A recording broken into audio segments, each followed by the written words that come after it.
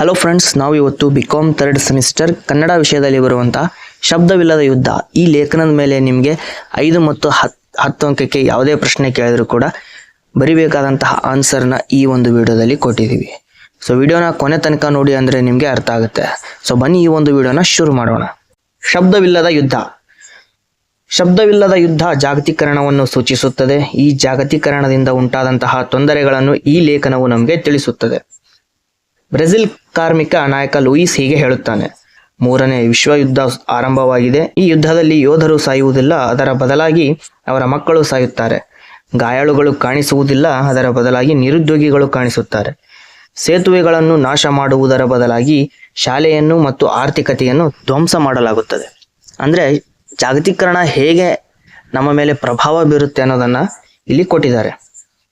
ಯುದ್ಧದ ಆಯುಧಗಳು ಅಮೆರಿಕದ ವಿಮಾನ ನಿಲ್ದಾಣದಿಂದ ನಮ್ಮ ದೇಶಕ್ಕೆ ಬಂದು ಹಿಡಿದುಕೊಂಡಿವೆ, ನಗರಗಳನ್ನು ಪ್ರವೇಶ ಮಾಡಿವೆ, ಪಟ್ಟಣಗಳತ್ತ ಸಾಗಿವೆ, ಹಳ್ಳಿ ಬಸ್ಸು ಹತ್ತಲು ಸಿದ್ಧವಾಗಿವೆ.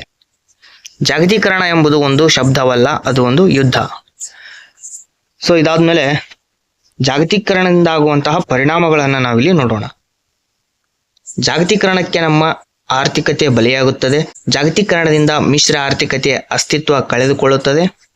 ಜಾಗತೀಕರಣವು ನಮ್ಮ ಸಂವಿಧಾನದ ಆಶಯಗಳನ್ನು ಮೂಲೆಗುಂಪು ಮಾಡಿ ಚುನಾಯಿತಿ ಸರ್ಕಾರಗಳನ್ನು ನಿಯಂತ್ರಿಸುತ್ತದೆ ಮತ್ತು ದಲಿತರ ಸಮಸ್ಯೆಗಳನ್ನು ಇದು ಧಿಕ್ಕರಿಸುತ್ತದೆ. ಬಂಡವಾಳಶಾಹಿ ರಾಜ್ಯದ ಸ್ಥಾಪನೆಯನ್ನು ಮಾಡುತ್ತದೆ. ಜಾಗತೀಕರಣ ಪ್ರಶ್ನೆಗಳನ್ನು ಹತ್ತಿಕ್ಕುತ್ತದೆ. ಜಾಗತೀಕರಣ ಕೇವಲ ಮಾರುಕಟ್ಟೆಯ ಸ್ಪರ್ಧೆಯನ್ನು ಉಂಟು ಮಾಡುತ್ತದೆ.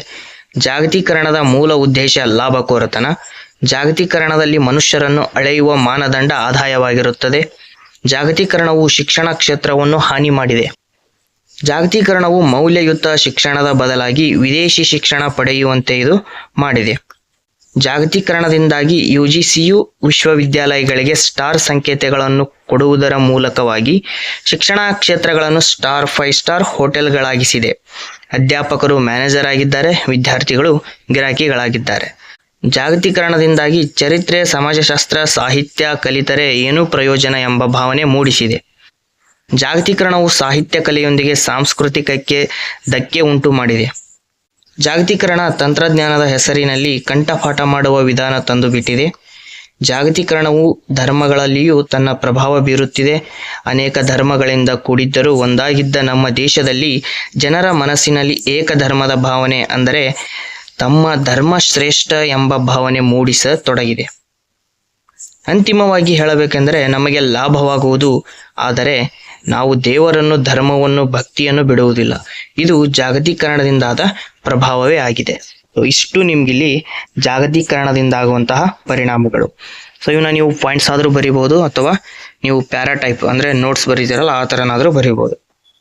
ಇಷ್ಟು ಬರೆದ್ರೆ ನಿಮ್ಗಿಲ್ಲಿ 10 ಅಂಕ ಪೂರ್ತಿ ಸಿಗುತ್ತೆ.